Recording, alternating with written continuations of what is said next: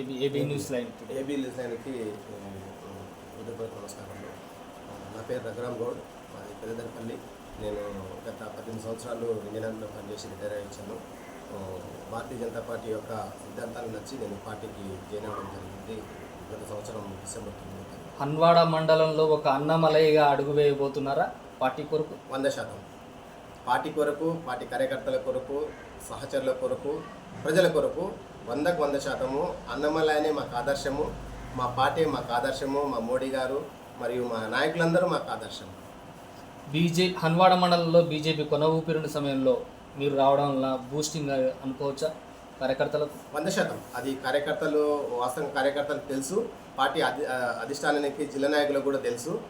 అంటే పార్టీ యొక్క ప్రతిష్టను, పార్టీ యొక్క పనితనాన్ని జనం లోపల కార్యకర్తల లోపల తీసుకుపోవడం లోపల నేను సఫలీకృతమైనని చెప్పి నేను మనస్ఫూర్తిగా నమ్ముతున్నాను. దేశాన్ని కాపాడాల్సిన జవాను మండలాన్ని కూడా నేను కాపాడుతా, ప్లస్ జిల్లాను కాపాడుతా, మా యొక్క గ్రామాన్ని కాపాడుతా అని అంటున్నారు. 100%. దానికి నేను ఇదిని ఏకీపిస్తాను. నేను కూడా మొన్న కూడా నేను కార్యకర్తలతో, నా సహచరులతో కూర్చున్నప్పుడు చెప్పాను, చాలామందికి ఆర్మీలో కానీ పారామిలిటరీలో కానీ పోవాలని చెప్పి చాలా ఎక్కువ, అంటే చాలా ఇంట్రెస్ట్ ఉంటుంది. కానీ అందరూ కూడా ఆ ఒక మంజిల్ని చేరుకోలేకపోతారు. ఏదైతే దేశ సేవ చేయాలనుకున్న యువత ఎవరైతే ఉన్నారో వారు భారతీయ జనతా పార్టీలో చేరి భారతీయ జనతా పార్టీకి సేవ చేస్తే వాస్తవం చెప్పాలంటే భారతదేశానికి సేవ చేసినట్టు అని చెప్పి కూడా చెప్పడం జరిగింది.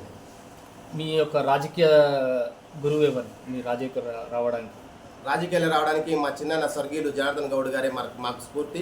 వారి యొక్క ఆశయాల్ని, వారి యొక్క లక్ష్యాలని పూర్తి చేయడమే నా ముందున్నటువంటి ముఖ్య లక్ష్యం, టాస్క్ అది.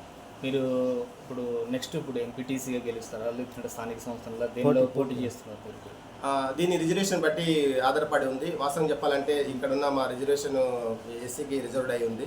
వాస్తవం చెప్పాలంటే ఎంపీటీసీ కానీ, సర్పంచ్ కానీ, జడ్పీసీ కానీ పార్టీ ప్లస్ ఇక్కడున్న మా ఒక ఊరు లోపల అయితేనంటే ఊరు లోపల కానీ ఏదైనా సరే పార్టీ ఆదేశిస్తే నేను దేనికైనా పోటీ చేయడానికి సిద్ధంగా ఉన్నాను. హన్వాడ మండలంలో కార్యకర్తలు మీరు ఏ విధంగా కలుపుకోబోతున్నారు? కార్యకర్తలు క్యాడరే చాలా ఇంపార్టెంట్. ఏ పార్టీకైనా, ఏ విధానికైనా, ఏ నాయకుడికైనా.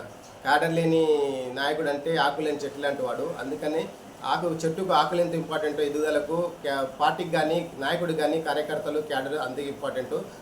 ఈ యొక్క ఫార్ములాను నేను దృష్టిలో పెట్టుకొని మా ఉన్న 35 గ్రామ పంచాయతీలు కానీ, 45 వార్డులు కానీ ప్రతి ఒక్కరితోటి నేను మార్నింగ్ లేవంగానే ఏదో ఒక ఊరితోటి, ఏదో ఒక బూత్ అధ్యక్షుడితోటి కానీ, ఏదో ఒక శక్తి కేంద్ర ఇన్ఛార్జ్ తోటి కానీ, ఏదో కార్యకర్తతోటి ఏదో రకంగా సందర్భం వచ్చినప్పుడు నేను 100% వాళ్ళ దగ్గర నేను ఇంటరాక్ట్, అంటే వాళ్ళ దగ్గర మాట్లాడి వాళ్ళ దగ్గర అంటే కమ్యూనికేషన్, వాళ్ళ దగ్గర రిలేషన్ మెయింటైన్, అంటే ఇంకా ఎంతవరకు అయితే అంతవరకు మాకు బంధాన్ని, పార్టీతో ఉన్న పార్టీ బంధాన్ని ఇంకా ప్రతిష్ఠ చేయడం కోసం నేను రోజు ప్రయత్నం చేస్తూనే ఉన్నాను. మహబూబ్నగర్ పార్లమెంట్ నియోజకవర్గంపై బీజేపీ జెండా ఎగరబోతుందా? 100% ఎగరబోతుంది, ఎగరేస్తాం కూడా. అది భారతీయ జనతా పార్టీ కార్యకర్తలకు మరియు ఈ ఓట్లేసిన జనాలకు కూడా నేను మన హృదయపూర్వకంగా వాళ్ళకి ధన్యవాదాలు తెలుస్తున్నాను. ఎంత మెజార్టీతో రావచ్చు? దాదాపుగా నేను అనుకుంటున్నాను, నాకు 1,50,000 నుంచి 2 లక్షల మెజార్టీ తోటి మాకు వస్తుందని చెప్పి నేను అనుకుంటున్నాను.